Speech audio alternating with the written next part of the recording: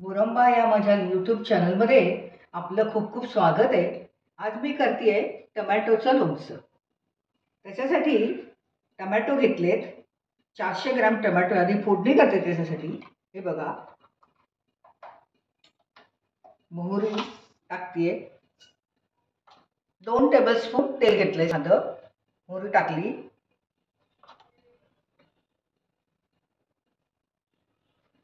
मोहरी तडतडली आहे तर बारीक गॅस केलाय. हिंग टाकलाय. कढीपत्ता, 4-5 लवंगा, 10-12 मेथीचे दाणे, लाल मिरच्या असं सगळं टाकून जरा हलवले.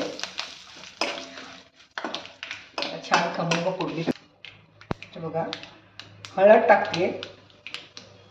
1 चमचाभर तिखट हवं असेल तर जास्त टाकू शकता. आता मी इथे अगदी पिकलेले लाल टमॅटो 400 ग्रॅम घेतले, धुवून बारीक कापून ते टाकायचे त्याच्यात.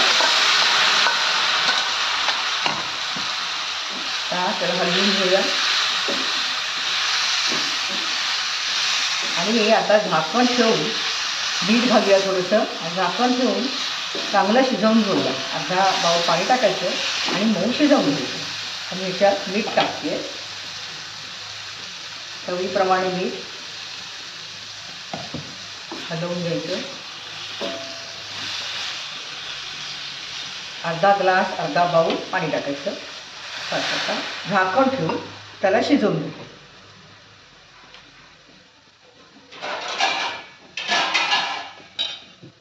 झाकण ठेवतेय. हे बघा, बघूया आता. बघते मी झालंय का. 10-12 मिनटं झाली आहेत. हां, छान शिजले. टमॅटो चांगला मऊ शिजलाय. आता ह्याच्यामध्ये मी माझ्या चवीप्रमाणे अर्धा बाऊल गूळ टाकते.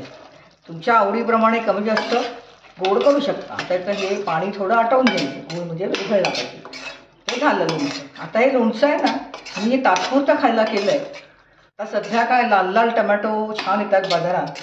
माझ्याकडे जरा जास्तीचे होते, म्हटलं ताजं खायला मी केलं. छान लागतं, चविष्ट, आंबट, गोड, तिखट असं लागतं. त्याच्यात मसाले पण चांगले घातलेत, लाल मिरच्या, तिखट. आता जरा गूळ विरघळला की झालं लोणचं. आता हे लोणचं जर तुम्हाला जास्त प्रमाणात करायचं असेल तर करू शकता तुम्ही.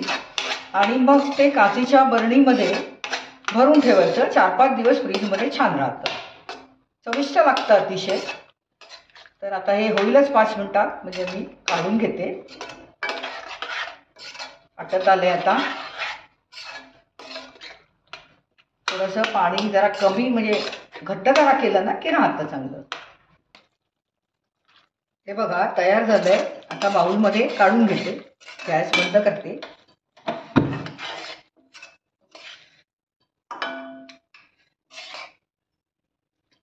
हे बघा, टमॅटोचं लोणचं तयार आहे.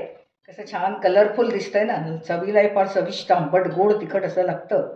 आता ही रेसिपी तुम्ही शेवटपर्यंत बघितलीच असेल. करून बघा तुम्ही लोणचं. हे आवडलं तर माझ्या व्हिडिओला लाईक करा, शेअर करा आणि माझ्या चॅनलला सबस्क्राईब करा.